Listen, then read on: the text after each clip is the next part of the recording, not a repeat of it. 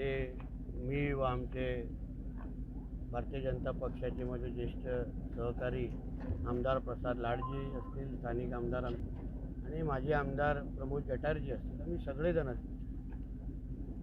शिवप्रेमी म्हणून आज इथे आलेलो आहे. कुठलाही पक्षाचा झेंडा घेऊन इथे आलेलो नाही. हे हिंदू म्हणून, ज्या राजामुळे आज आम्ही हिंदू म्हणून आज आमच्या समाजामध्ये गर्वाने फिरू शकतो, त्या राजाला नतमस्तक होण्यासाठी, त्याच्या पूजा करण्यासाठी मी इथे आलेलो आहे.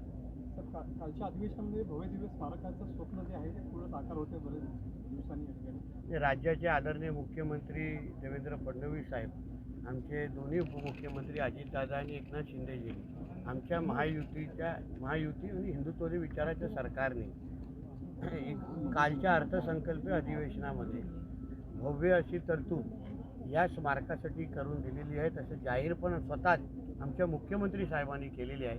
आता जे काही जमीन मालक आहे सरदेसाईजी, त्यांच्याशी आमचं बोलणं आहे, तेही फार आम्हाला मदत करण्याच्या भूमिकेमध्ये आहेत आणि सगळ्यांना विश्वासात घेऊन आमच्या राजाचं एक भव्य दिव्य स्मारक इथे बनवण्यात येईल, जेणेकरून देशभरातले लोक इथे येतील, नतमस्तक होतील आणि आमच्या राजातून प्रेरणा घेतील. तर आमदार प्रसाद लाड यांनी देखील तुमच्याकडे इच्छा व्यक्त केलेली आहे, मागणी केलेली आहे.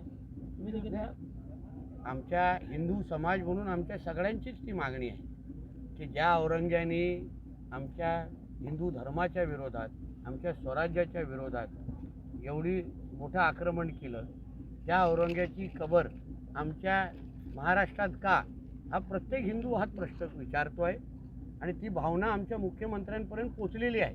पण जसं मी भाषणात पण बोललो, अशा कुठलाही निर्णय हा पत्रकारांना तारखा सांगून करता येत नाही. याच्या अगोदर पण गड किल्ले असे तारीख देऊन मोकळे केलेले नाहीत. पण हिंदुत्ववादी विचाराचं सरकार राज्यामध्ये आहे, देशात हिंदुत्ववादी विचाराचे पंतप्रधान आपल्याकडे आहेत आणि म्हणून मला विश्वास आहे हिंदू समाजाची भावनेचे योग्य कदर आमचं केंद्र आणि राज्य सरकार निश्चित पद्धतीने घेईल.